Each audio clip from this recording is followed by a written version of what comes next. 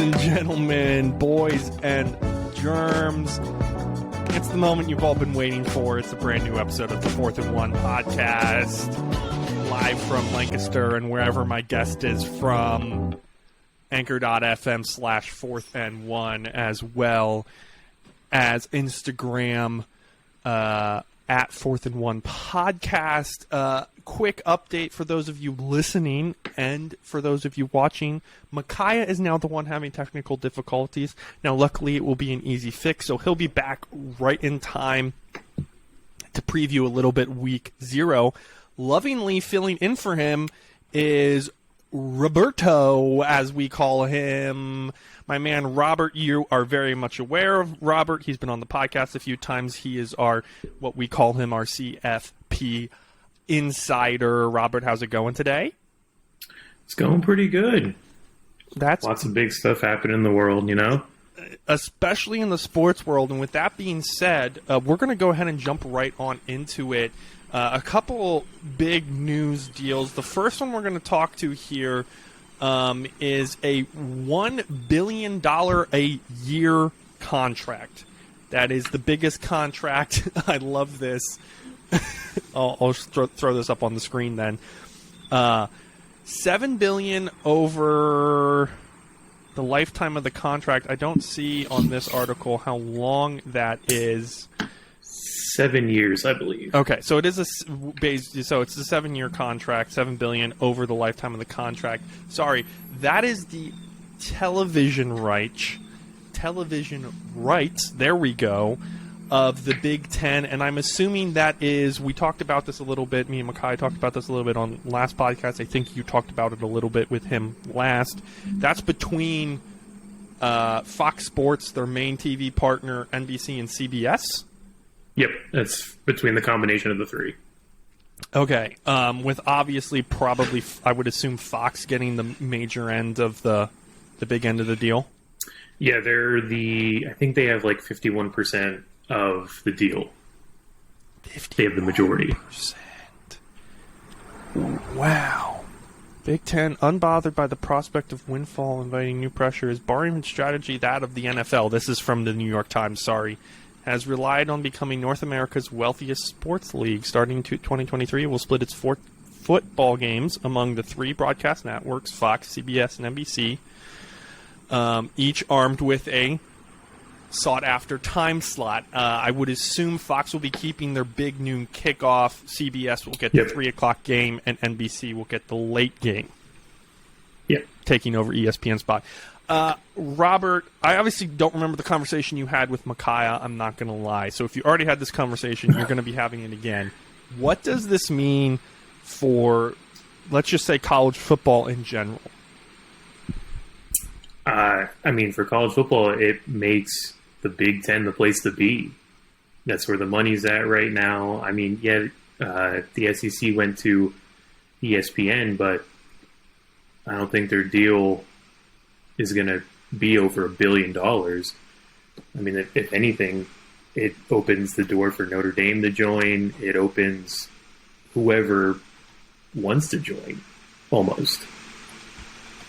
So, obviously, what Robert is referring to is a little bit the Big Ten was going after Notre Dame after securing UCLA and USC, the two LA, Los Angeles schools there. Obviously, the Big Ten immediately basically came right out that they were going after Notre Dame, and that Oregon and who was the other team? Was it Washington? Was also on the short list for joining the Big Ten after leaving the Pac-12. I tried to pull up. It's a $3 billion deal for the ESPN that they cut from. Dear Lord, that's a 10-year deal. So it's a 7-year deal for CBS, NBC, and Fox for the Big Ten for a 7-year, $1 billion a year.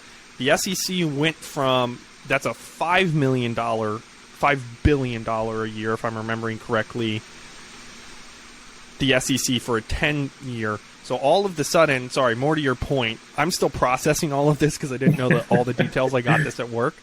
So all of the sudden, you go from the SEC being the big dogs, especially in the TV rights deal, because everybody wants to, football down in the South, Saturday in the South, that sort of thing. Saturday's down South. Sorry, that's what I was looking for.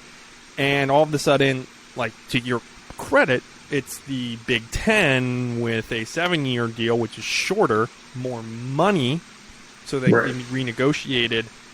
Do you think this lends well to, like, this only sets the stage for a Super League? I think it will.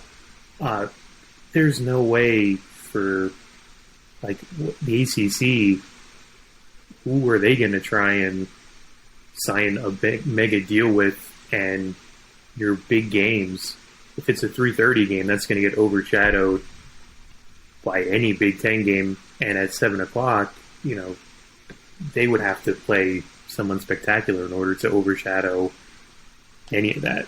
So for it to be just the Super League, you have to be in the Big Ten or the SEC just to get that money from your media. So obviously a lot of your advertising during the week would be pre-advertising for your time slot, pushing people for Fox, NBC, and CBS would be pushing people to whatever time slot is your big game, the big game for that week, whatever it would be. And then that ad revenue would be more expensive than other ad revenue because you're going to get more eyeballs on it. Here's my question that I have for you. I'm more likely to watch, let's say, Ole Miss versus Auburn than, like, Michigan State versus Rutgers. That's roughly right now, like, the same caliber of team I'm putting in there. So right now, I'd rather watch at 3:30. I'd rather watch the SEC game than the Big Ten game. And normally Micaiah's the one asking the questions, so I'm kind of making them up as I go. Is the SEC scared? I guess is kind of what I'm getting at. I think in a way they're scared, just because I think they see that the Big Ten has a lot more appeal to get other teams, to get other games. Then you're still going to have like Northwestern Nebraska, you're still going to have Indiana and Maryland, but the teams that they're adding somewhat can overshadow those same things. You might have Alabama, Texas A&M at 3:30, but then you also might have USC versus Ohio State, or USC versus whoever when they come in. So it creates more of a matchup problem for the SEC. The bigger names coming in, and again, reports rumoring Big Ten obviously wants Notre Dame. Notre Dame said no, if I'm remembering correctly. That's a no, not right now. Trust me, not a no, we're going to stay independent. Obviously, the ACC will look up to lock up Notre Dame to try to get something in the Pac-12. Is this the final nail in the coffin for the Pac-12 and the Big 12? I think so. I mean, it's going to be too hard to make up because now you're really relying on your 10 o'clock, 11 o'clock games being like your show. I mean, when else is the Pac-12 on TV, at least on the East Coast, it's just really hard to watch those kind of games. And with the Big 12 losing Texas and Oklahoma, those are your two biggest names. They're adding UCF, Houston, Cincinnati. Am I missing anybody? I don't think so. Is there one more? No? It's really not. It goes to show you, really not that big of a deal at the end of the day. Do you think if all of those teams have a really good year, somehow UCF, now UCF, the reason, for those of you who don't know, UCF, largest school in America, well, second largest school now, they got overtaken by A&M. So second largest school in America, Orlando. The reason that they're pulling them in, they've had good success in the past, not in the recent future though, and well, not to the level that you would want a team coming in. But they bring in Florida for the Big 12, and they bring in a lot of eyeballs given the amount of students that they have going to their school. So let's say if Cincinnati and Houston, which you've probably heard me and Micaiah talking about, if Cincinnati and Houston have a good year this year, does the Big 12 have a chance? Does the Big 12 have a chance, as the meme would say? I still don't think, because I mean, 1 year's good, and it might bring some eyes this year, but then when you start off next year and you're 0-2, or you're just a middle of the road team, people are only going to tune in maybe when they check on their phone and it's the fourth quarter and they see that the game's close. Like, they're not going to watch it from start to finish because there's no hype around that game if you can't consistently be good. I think that's fair. Big 12 at least, I feel like, is fighting for third place with the ACC, possibly if they have a good year. But at the end of the day, especially if the ACC lands Notre Dame, who is in a great spot right now as Notre Dame, and they have a great alumni program, which is very interesting. Fun fact about great alumni programs, makes me think of the Ivy League. This is Simeon's unnecessary white fun. No! I missed it. A white man! There we go. Unnecessary fun fact. I watched a great little video. There's this guy on YouTube, and I don't know who he is. Apparently, ESPN had the TV rights for a little bit of the Ivy League, and the Ivy League got into a spat with ESPN because they weren't happy with the games they were broadcasting. I kid you not.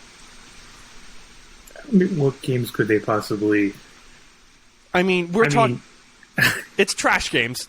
I understand that, but they were talking like the big conference game. So like they would, let's say like it was Brown versus Cornell. I think 1 year it was basically for the conference championship or two, high ranking, and instead they played Yale over Harvard because it was a rivalry game. Oh, the rivalry. Yeah. Okay. So, I mean, it's a funny little, a side story or a side quest in the history of college football that I thought I would share. But apparently, because it's garbage. Robert thinks that it's garbage. Moving along here, that's enough about TV deals and money that we will never see.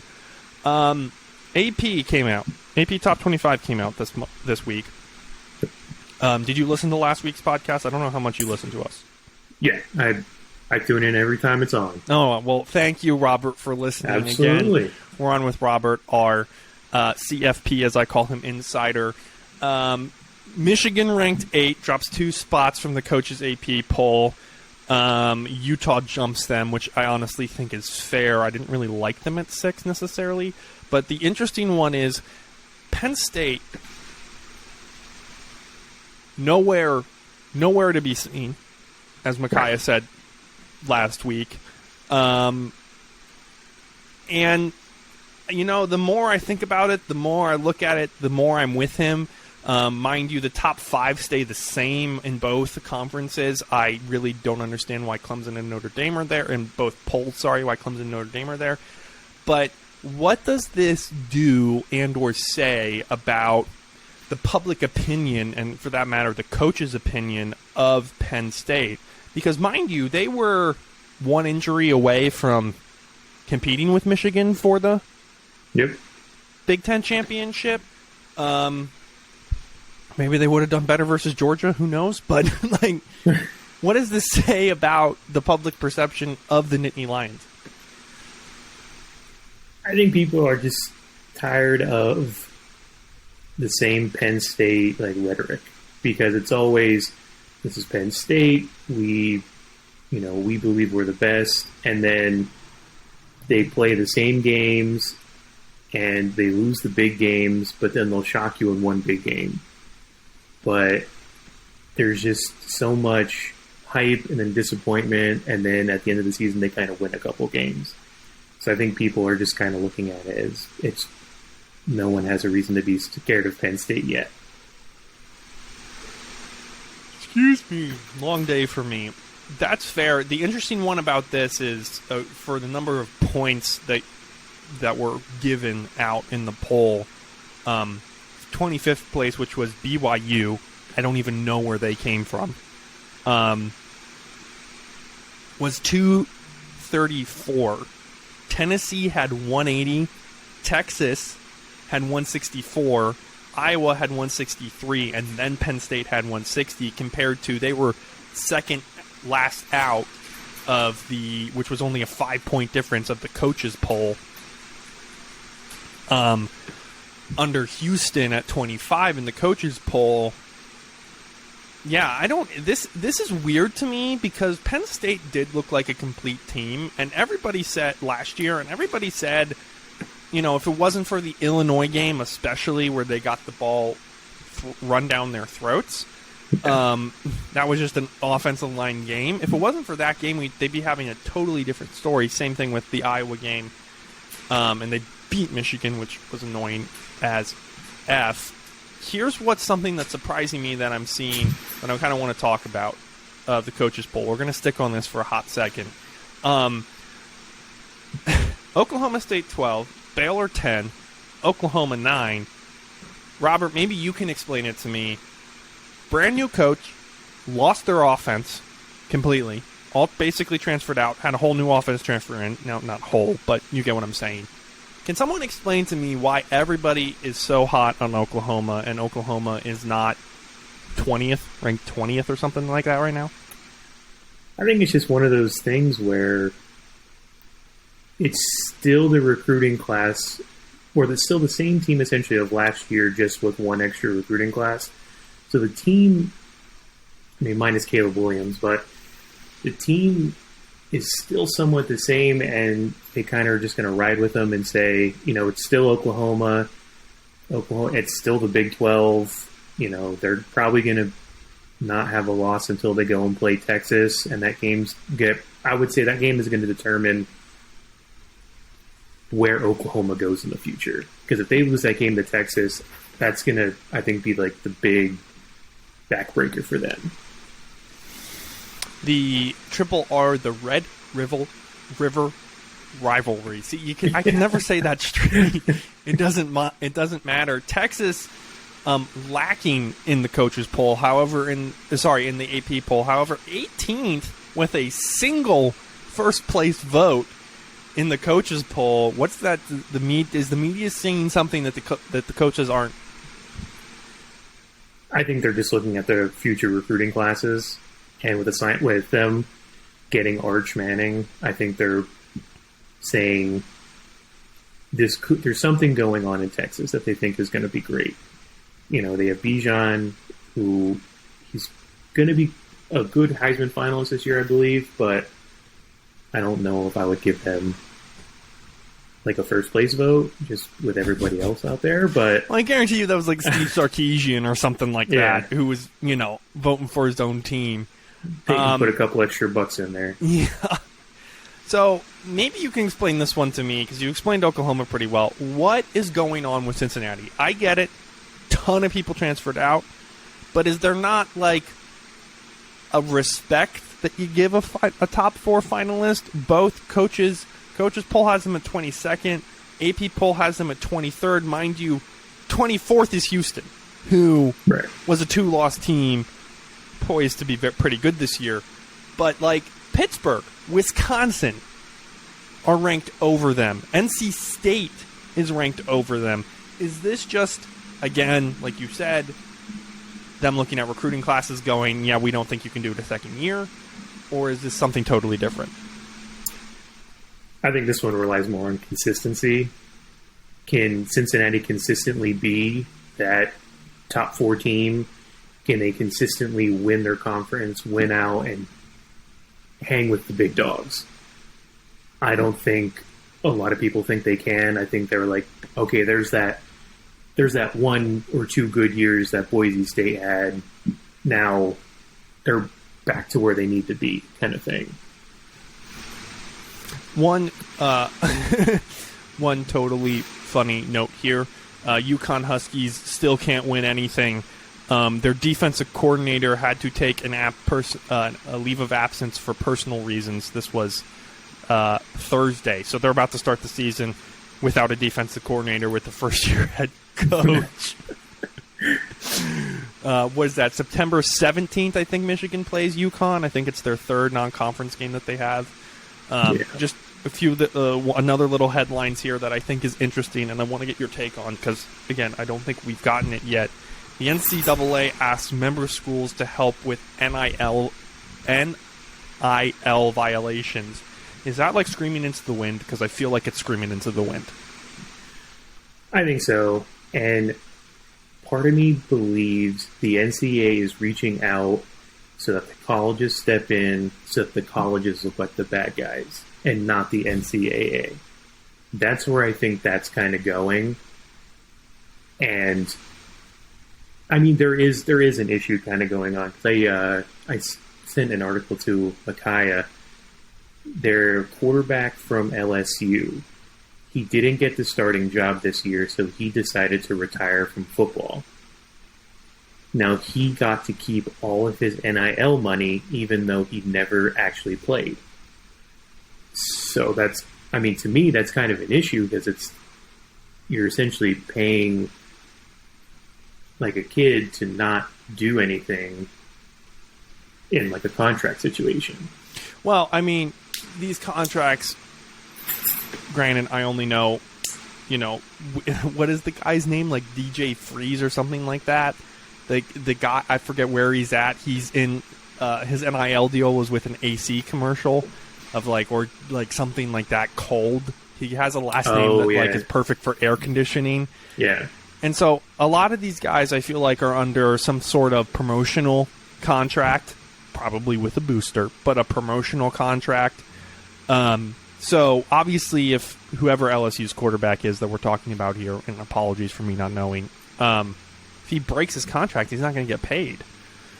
But it also kind of doesn't help, right? You probably have some sort of media coordinator / public relations coordinator for these football programs in these schools going, hey, this person would be good for this brand. NIL money brings him to this school. He's a big face. You're going to get media outlets. And then all of a sudden, this is to your point, and all of a sudden he throws a hissy fit because, he's a 19-year-old who didn't get the starting job. Shocker. And he retires from football because he doesn't want to try it anymore. And he rage quits the game. Well, now the dude, if he shows up, great. So you have an overpaid 19-year-old actor who doesn't know how to do stuff in your commercials or doing promos because he was going to play college football. Do you think this shows the lack of foresight as far as the NCAA goes?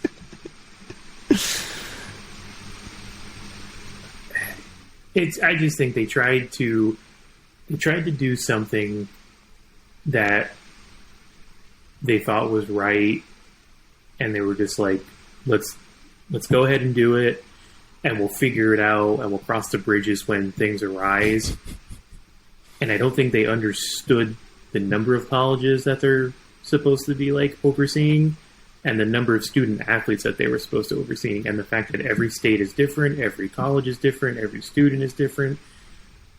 I think they bit off more than they could chew. Yeah, I like your thought process of trying to make the colleges be the bad guys. I mean, for schools literally like Texas A&M, Alabama, other schools like that, which, by the way, I'm very excited for that Alabama-Texas A&M game this year. Excuse me, because those coaches got feisty. They're not going to listen. This is SMU in the, what was that, the 70s, the 80s, all over again. Yeah. They're going to know what's happening and be okay with it because they're going to be winning football games and they're going to be landing 5-star recruits. It's the more moral and conscious of the Jim Harbaugh said that some of the players should be getting some of the TV deal. It's a $7 billion deal going to the Big Ten, which will then get distributed to the schools. So, and again, the schools have to spend it because they're nonprofits. So they can't make money in a single year, at least not from outside sources. So, yeah, I don't know. You probably know my problem with the NIL. My only problem is it's being shown here is you have a bunch of kids who have no idea what they're doing, and they're shoving money down their throats so they go play for Michigan, Penn State, Alabama, UCLA, USC, Washington, Oregon. The list goes on. And then they just think that they're worth all of the money in the world now just because some random bald white guy who runs a car wash wants a good player on his team because he wants to see them win because he's living out his glory days. I don't know. I probably just nailed that hypothetical.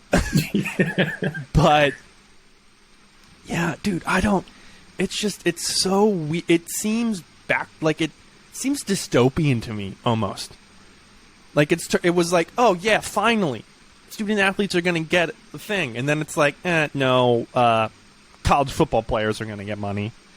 And then it was like, oh, no one has any idea what they're going to do. Oh, we're screwed. Oh, no, what's happening? No one's watching over them. And to even add to this point, to change topics, the CFP, which is, I have this pulled up here.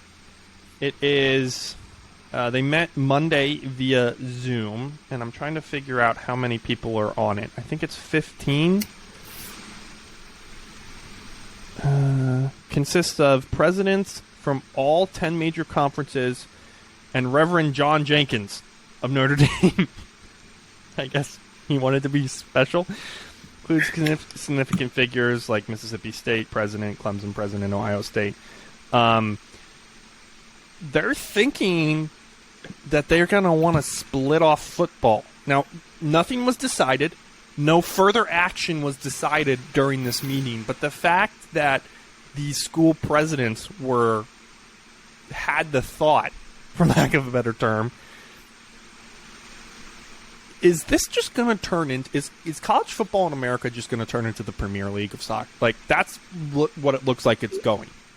It definitely seems like it's going that way. But, I mean, you kind of have to get away from the NCAA at this point, right? Because everything that they're trying to do just isn't working. Every rule, regulation that they... Granted, most of the rules and regulations are in there for the athlete and the schools, which makes sense. But then there's a whole slew of other ones where it's like, that makes no sense. I don't know why we're doing it this way. And it just seems like the NCAA gets all this money, but there's no plan for anything else. Yeah, that's fair. I mean, I forget what March Madness made them the 1 year, and it was a ridiculous amount of money, and it just all went to the NCAA. I mean, at this point, they're just a broker. Like, they're barely an oversight. They're barely an oversight committee. Because no offense, if I have, like, I'm looking right now because I was going to bring it up because why the F not? Also, the FCS Coaches Poll came out. I don't know when that exactly came out, and the Division II Coaches Poll came out. You have, let's say 25 conferences per league, roughly maybe 20. You get more conferences as you go down in divisions from FBS to Division III. And then don't forget the NAIA. But I'm pretty sure to figure out a schedule, all I need is a Google Sheet and the other athletic directors' phone numbers. And we can decide on some rules. It's not that hard. The PIAA does it all the time.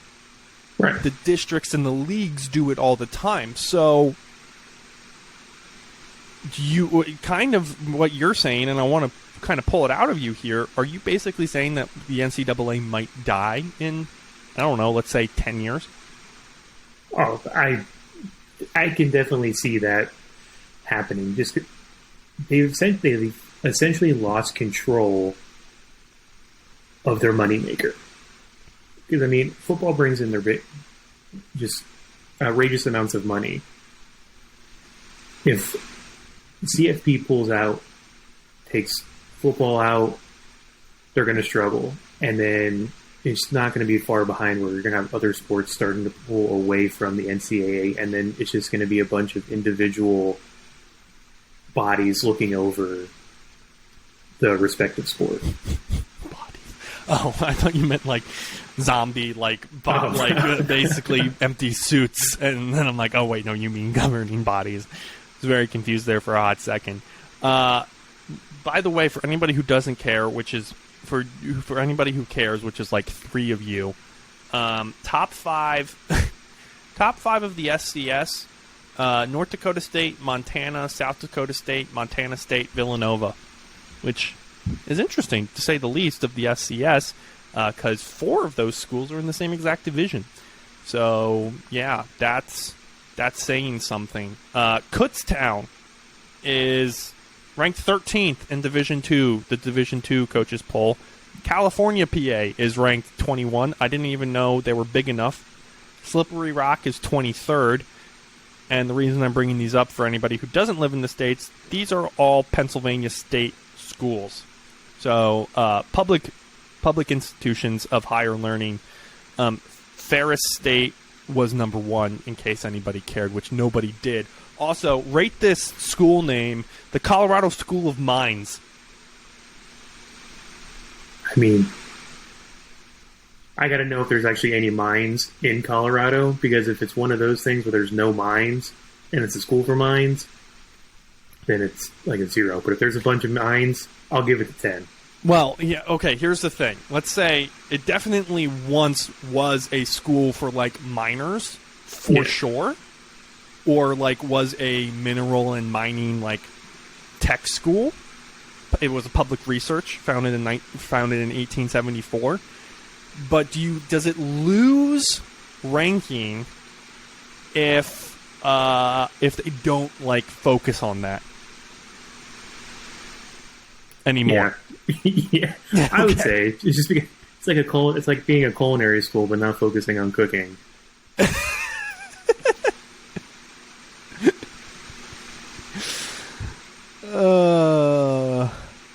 Interesting. Okay, sorry, just real quick. The school offers undergraduate and graduate degrees.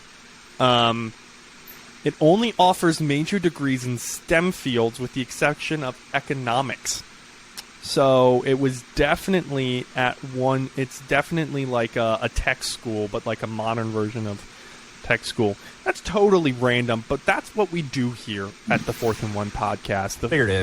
The worstest podcast in the world. Also, ranked 11th and 12th, West Florida and West Georgia. They definitely need to play each other and call it like the Battle of the Wests or something like that.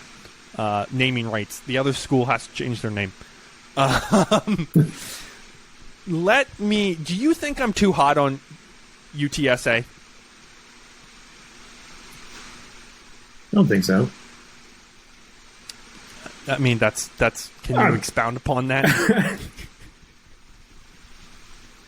I mean, they were the team last year that had so much kind of going for them, and they were essentially the Cinderella. Sure. And then the slippers kind of fell off, but I mean, they got the listen, it was their last game. You're 100% correct. They started their win gaps started closing. You could see throughout the season, and then they finally lost it. So they start with Houston. We're going to talk about them again. Gosh darn it, for everybody else listening, because I want Robert's take on this. Houston, Army, Texas, UAB. Those are their 4 big games, and I say big because Army. Of those 4 games, do you think they win do you think they win 2 of them, or do you think they're just gonna tank? Because I think they had a 5th-year senior at quarterback, if I'm remembering correctly, and he's out. But I think they could definitely get probably two at the most. Two at the most, one at the least. I think that's fair. Meep meep mother effers, as we say on this podcast, because UTSA are the road runners. I had a question for you, and it totally slipped my mind. Oh, so West Virginia and Pitt, I think we're in the same conference. Were they in the Big East together at one point, I think? Yep. So they would have this rivalry game, and they're like 45 minutes away from each other. Yep. Morgantown to Pittsburgh. And I have a coworker who went to Pitt. And again, because Micaiah's not here, we get to talk about nerdy things. Their rivalry is called the Backyard Brawl. How cool, scale 1 to 10, and that's September 1st on ESPN at 7 p.m. That's a big game. Backyard Brawl. So how cool is that name? And are there any, as someone who knows a lot of these names like Paul Bunyan Trophy, that sort of stuff, these rivalry games, the Red River rivalry, nailed it. Where does this rank for you, and what are some other cool rivalry names, if you can think of any off the top of your head? This one ranks pretty high, mainly because it's a Pennsylvania school, so it was one that we kind of heard of a lot. And the game was always good. It was always a hard-fought game. It was always a game that was interesting, because both teams usually were relatively good. And then once like the Big East kind of folded, and Pitt went to the ACC, and West Virginia went to the Big 12, it kind of like fell apart. But I mean, that's a pretty high up there one for me. Another higher up one, Battle for the Shillelagh. Battle for USC the Notre what? Dame. Shillelagh. Huh. I think that one is USC and Notre Dame. I'm seeing if I can't pull down here. USC. Of course they don't. Do they have it under? No. Oh. Yep. Hold on. Notre They Dame, USC, the battle for the Golden Shillelagh. What is a shillelagh? It is. I don't know if it's pipe or. It's a jeweled shillelagh Yeah. awarded to the winner of the annual USC Notre Dame game. Is an Irish club made of oak or blackhorn sapling from Ireland. Look at it. This thing... okay. This thing looks like a giant penis. I'm not joking. You guys need to look it up. Look at the Wikipedia page. It looks like a short elephant trunk. And because it has a club on the top of it, like a round, it looks like that's the testicles, and it looks like a giant penis, and the head is weighing it down. I'm sorry, that's just how it goes. There is a platypus trophy. Who's that one for? That is Oregon versus Oregon State. I don't know if it's like the battle. Oh, that used to be the Civil War, but they changed the name of that now, didn't they? Platypus Trophy was awarded to Rivalry. Trophy just goes to Platypus because it's both the duck and the beaver, and that's what it is. For 3 years, the trophy was awarded to the winning school. The trophy was lost for more than 40 years before being rediscovered in 2005. And the game's unofficial trophy in 2007.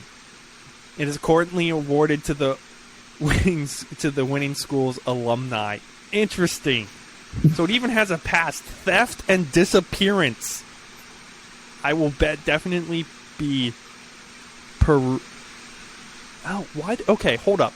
Notre Dame also has a Shillelagh trophy with Purdue, so yours definitely just got deducted points. Man, Notre Dame has a lot of rivalries. I'm looking at this. Navy Notre Dame. Wow, Navy SMU, the Gantz Trophy. Yes, we are looking at, ladies and gentlemen, Simeon is in control of the podcast. We are looking at different 5 $5 bits of broken chair trophy. It's Minnesota, Nebraska. And I have to know why this is. Robert is questioning his existence right now. History, distinct era, goal in Minnesota leads. Why is it? Okay, the origins was rooted to November. It's a Twitter. I kid you not. The origins of the $5 bits of broken chair trophy is rooted in November 24th banter between the Twitter accounts for Minnesota mascot and the parody account of then Nebraska coach Bill Pelini. Goldie, the gopher, suggested a wager on the game with the tweet of, "Hey, faux Pelini, how about a friendly wager of the weekend's game? The team that gets most points gets a conference win. Seem fair?" The faux Pelini responded, "Okay, how about if we, Nebraska, win, you give me $5, and if Minnesota wins, I get to smash a wooden chair over your back." I can't... I mean, that's a good one. I want to know, like, does after defeat Minnesota and Lincoln inquired, they actually do this.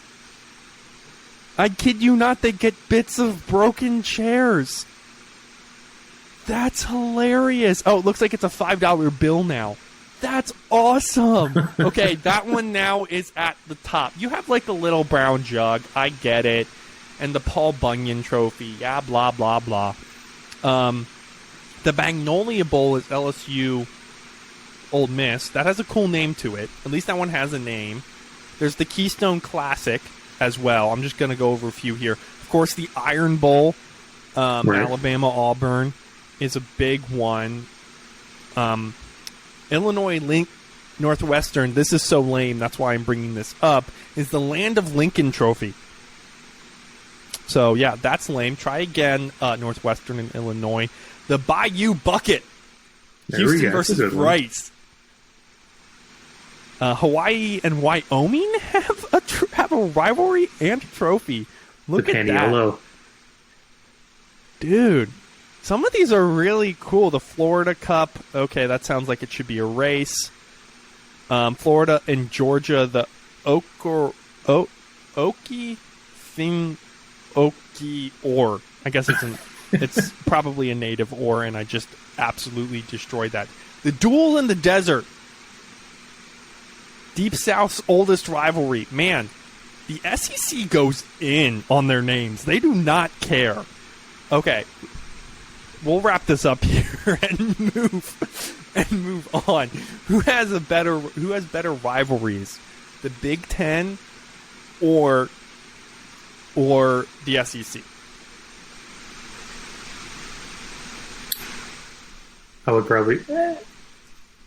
The SEC probably has more interesting ones.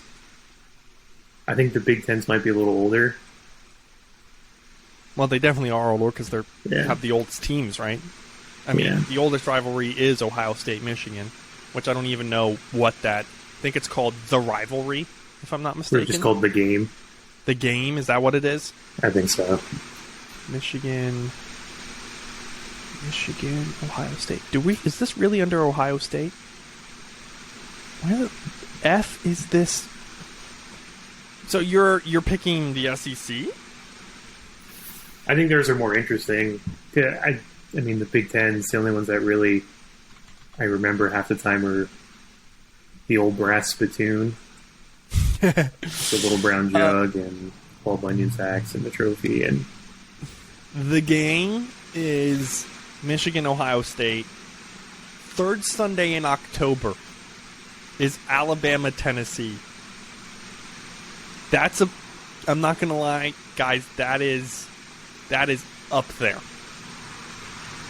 I kid you not, there are, what is this? 1, 2, 3, 4, 5, 6. There are 6 rivalries involving more than 2 teams. And yes, if you guys want to know what Simeon gets into on the deep dark of the web, a.k.a. Captain Diabetes, we have the Beehive Boot, which is BYU, Utah State, previously Weber State. Cool. 1971. Didn't know that was a thing. Probably BYU. Well, Utah probably wins that every year. The Commanders-in-Chief Trophy. That one's just plain down cool. That's Air Force, Army, Navy. Right. The Florida Cup. Again, sounds like a race. Definitely not that cool. That's Florida, Florida State, Miami. The Michigan MAC Trophy, which is Central Michigan, Eastern Michigan, Western Michigan. That needs to happen. Yeah. Is Central Michigan still in the MAC? I don't think so. Or no, I guess they're not. They went to... Did they go? They didn't go Mountain West, right? No. I'm looking. I have to pull it up now because I'm too... They are... No, they are in the MAC. Okay, never mind. All three teams are still in the MAC. Okay, I didn't know that. I know Western Michigan obviously is in the MAC. The Northwest Championship. This is the longest running multi-team rivalry. 1903. I think it was 1898. Is that right? The game 1897. So this is, if I'm doing my math correct, 6 years after 4 teams decided to throw it down. So that's pretty cool. It's the Northwest Championship. Oregon, Oregon State, Washington, Washington State. You could also call it the battle for the battle for blue, or lighting up the libs, or something like that. I don't know. A cool one is the Tobacco Road, Duke, North Carolina, NC State, and Wake Forest. That was 1924. The rest of these are like much, much newer, and we will leave it at that. So anyway, Robert, did you think you were going to get a history lesson regarding this? No, but I'm glad I did, because there's actually a lot that I didn't know, and now there's a lot that I'm going to keep an eye on this season, because now I'm interested. Oh. Yeah, well, interesting one is the Battle for the Bell, which is the Victory Bell Trophy, which also coincides to be Duke, North Carolina's trophy. It's the second oldest rivalry, obviously before Michigan Notre Dame, which was 1887. 1888, there were 3 rivalries that started. 2 in this. Whatever North Carolina is doing, they need to chill out. Because first, their neighbors to the south started a war. And mind you, Charleston's not that far away from North Carolina. So y'all need to chill down there, because you have 4 rivals. Do y'all just hate each other? Is it too hot? Is it too humid? I don't understand. So you have which is Cincinnati and Miami of Ohio. Sorry, that's the Victory Bell, and that's the second longest. 125 meetings. Obviously, the most meetings is one of our favorites, Minnesota, Wisconsin, which is Paul Bunyan's axe. Sorry. Obviously, Auburn, Georgia is tied with... Oh, my gosh. Okay. We're doing this again. I'm sorry, guys. This is happening. But Simeon can't. They're tied. The Deep South's oldest rivalry is tied with the South's oldest rivalry. Auburn and Georgia and North Carolina, Virginia. Y'all need to figure yourselves out, okay? You can't have the same name. I don't care how close it is. You can't do it. Literally, California and Stanford is called Big Game. Not the big game, just big game. Like, are you a 4-year-old? Big game. Oh, I'm going to big game, guys. I'm going to a big game. Okay. I'm sorry. I've lost it. I'm hungry. I should probably wrap this up. Robert, was there anything you wanted to talk about? You sent something to Micaiah. I heard you say, and he's not here, and I feel bad about that. There is the Golden Egg Trophy. I'm sorry. I just keep looking over at the Wikipedia list. Was there a topic you wanted to bring up before we close this out? I don't think so, because the article that I sent to Micaiah was one today, which was the Ncaa stepping in and asking for help on the NIL. And How ridiculous that is. yes, All right, ladies and gentlemen, we're going to leave you with this because I sorted the Wikipedia list by trophies, and there are 4 rivalries where the trophy is the victory bell, okay? Y'all need to figure yourselves out, and guess what? Besides Cincinnati and Miami, who was the first, they're allowed to have it. The rest of y'all need to figure yourselves out. That's the wrong button that I just clicked. This is what I wanted. This has been the 4th and 1 podcast. I'm looking at you, UCLA, UCS, Missouri, Nebraska, and Carolina, Duke. Okay? This has been the 4th and 1 podcast. Thank you so much for listening. Robert, as always, thank you so much. And we'll see you guys next week. Wash your hands, you filthy animals.